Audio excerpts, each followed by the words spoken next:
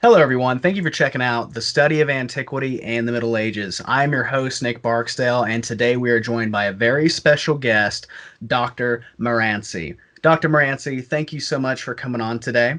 Thank you so much, Nick. And I just want to applaud you on your channel. I've been checking it out, and you are doing such great work, and it's such a great service.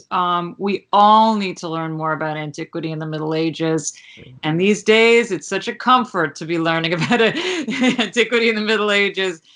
So thank you so much for this opportunity. Well, thank you so much for giving us the opportunity to better educate ourselves. And to our subs today, I know many of you had requested some episodes on ancient medieval Armenia, and I was happy to oblige. And she is going to take us through ancient and medieval Armenia. But what's really interesting about this is it's also going to focus a lot on architecture and structure, which in its own way gives you its own history. And so, Dr. Moranci, I'm going to let you take it from here. Last time we were talking about late antiquity, we ended before we started talking about the conversion to Christianity. And so this is an interesting moment, and one that is not your average state conversion, I would say, if there were such a thing. So Armenia's Christianization is generally dated to either 301 or 312, depending on what tradition you choose. And it is an extraordinary story. So I'm just going to try to tell it to you quick. The cast of characters. Trigger alert, there's a little sexual violence. I'll try not to get into it in any great depth. So during this time, I mentioned the Arsacids, and I mentioned a Turdat from the 1st century who was crowned by Nero in the Roman Forum. And so a successor to Turdat was another Turdat named Turdat III.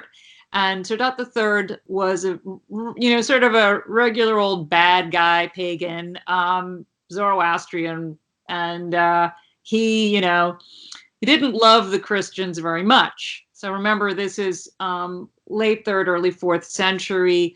This is a period when Diocletian is persecuting Christians in Rome, and when you have a growing population of Christians through Asia Minor. This is really about the boom in Christianity in the 3rd century, 4th centuries. So Turdat is running his kingdom, and he meets up with this guy Gregory, and Gregory is a Christian.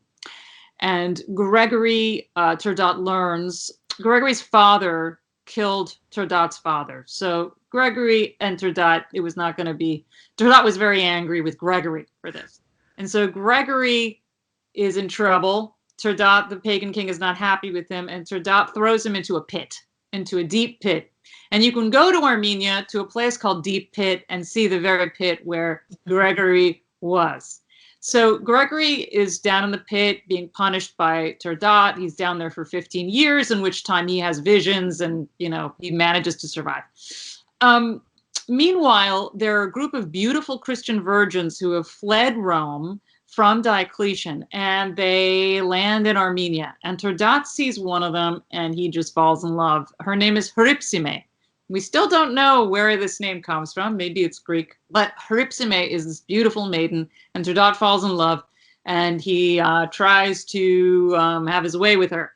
And he brings her to his royal chamber, and he tries to force himself on her. And she, through divine strength, although we learn she's only about 13, yeah, this is the early Christians operate. So it's not the same as these days. It was all different in antiquity. But anyway, so she manages through divine strength to fend him off. He's humiliated. He's furious. And so he has her basically cut up into little pieces. And so she becomes a martyr. And he does the same with her cohort, because she came with the whole group. And yeah, so he's he's doing some bad things. So he did that. He threw Gregory into a pit. So obviously karma, gets back to you. So he was out hunting one day, and he doesn't feel so good. He's on his chariot, and he starts feeling a little sick, and he falls off the chariot, and he starts writhing in the marshes, and all of a sudden he's turned into a boar, and Boar. And so what do? Here you are. He's the king. He's turned into a boar, so he doesn't know what to do. He goes to his sister. Her name is Khosrobiducht, and she says, Turdat, you've been very bad. I'm already a Christian. I suggest you do the same. You should go to Gregory. First of all, get him out of that pit where you threw him, and have him convert you, repent, and you will, I think you'll be able to get your human form back. So Turdat does that. He goes to Gregory, takes him out of the pit. He repents. Gregory baptizes him. Turdat is converted to Christianity, and he converts the whole nation. So this is where the story of Armenia is the earliest. Sometimes people say this. Armenia is the earliest Christian nation because it was a state conversion, unlike with Constantine's Edict of Milan, which was an edict of tolerance in 312. That's different. In this case, it's a state conversion, so the tradition goes the whole 9 yards. That doesn't say, I'm sure there were not some lingering Zoroastrianisms. I think there probably still are, but that's the tradition. And it goes back to a 5th century source, so that's important. It goes back to a source from the 5th century, an Armenian source that tells us this. So Turdat converts the whole country, and he builds churches. And so we have a whole group of churches that we are told in this 5th century source, the work of Turdat, who climbs Mount Ararat himself, Mount Ararat, quarries the stones himself, brings them down on his back, and creates all these churches. So in fact, we have a lot of very early churches in Armenia from the 4th century, from the 5th century, from the 6th century. And most of them follow the building traditions of elsewhere in that they are basilicas, that is longitudinal buildings, which are have an apse at one end for the celebration of the Eucharist. So what's interesting, and I should mention too, so that's the 4th century, a lot happens. And then in the 5th century, you have a crucial date, which your subscribers should always remember, 451. 451 is very important in Armenian history because it's the Battle of Avarayr, when the Armenians are now fighting against the Persians who want them to go back to Zoroastrianism. And the Armenians end up losing, but they still celebrate it as a moral victory, and it's still celebrated in the church. So there's that. And then 451 also is the date when the Byzantines hold, so the inheritors of the Roman Empire, the Byzantines have a council called the Council of Chalcedon. And not to get too into theological niceties, it's when the two natures are of Christ, the human and divine, in one person. This idea that one person, two natures, this idea is proclaimed. Armenians have a different view. They don't like the idea of the two focusing on the two separate natures. And so they instead think about it as a single nature, united of both human and divine. I like to, I get confused, frankly, with all this. So I like to tell my students, think of the difference between a peanut butter and jelly sandwich and a gin and tonic. So gin and tonic, it's all mixed together. You can't tell what's gin and what's tonic, but there are those two things. Peanut butter jelly, you can see the differences. This is not theologically safe, so don't. But I like to use it because I can do a good visual. Very interesting from a perspective of architecture is what happens in the 7th century, because at this time you start seeing Armenian architecture doing things that you don't see anywhere else. So you see domed centralized structures using such a wide variety of designs with niches, with porticos, with different kinds of rooms and sculpture and wall painting and inscriptions. You see a building boom, a veritable building boom in the 7th century. So from about 610 to about 690, you have hundreds of churches constructed. And the diversity of these churches is extraordinary. So they're centralized, but they're octoconchs, they're hexaconchs, they're quatrefoils or tetraconchs, they are dome basilicas, they're dome triconchs. There's so many different varieties, and it's incredible. To this day, we can't clearly understand what the preparatory steps for this are. But the wonderful thing about it is that Armenians love to inscribe things. So you will very often find dates on buildings, on manuscripts. We haven't even talked about manuscripts yet. So we have a very good sense of when these things were built, by whom, and for what reason.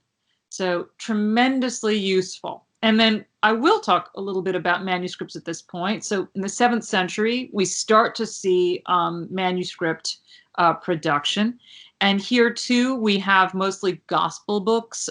Here we have gospel books, mostly with notices of who made them, where they were made, what for. So we get lots of historical information. So the churches and the manuscripts are really important because they are historical documents.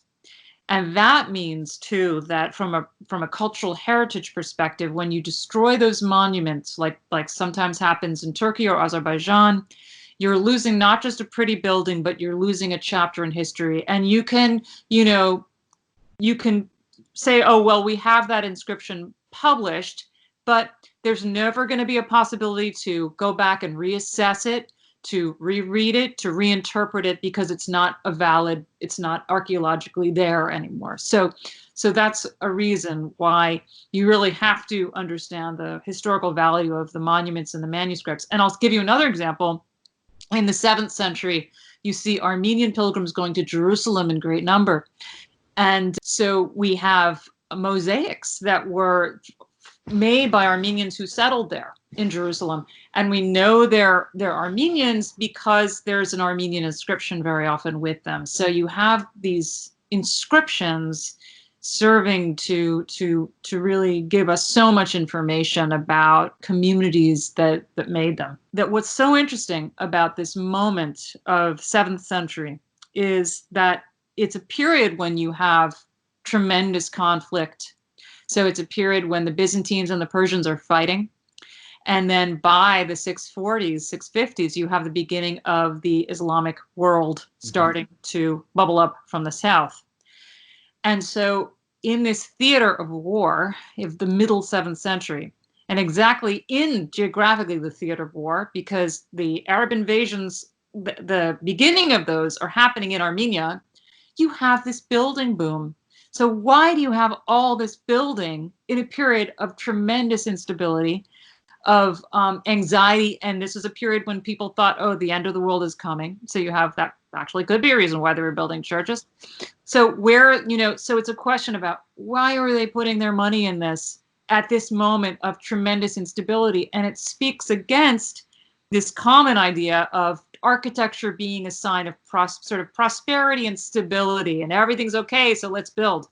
There's something else going on here. So it's a very interesting moment to study. And then finally, I'll say that, until recently, people didn't really study Armenian architecture as part of anything bigger. And one thing I've tried to do in my work is demonstrate how connected these churches were to what's going on in Byzantium and what's going on in Syria and what's going on in Georgia, so that we understand their place. Because the less you study something, the more isolated it gets. The more isolated it is, the more irrelevant it is to anybody. And that does not make any sense for a building boom of this magnitude and of this kind of sophistication and of this much historical importance.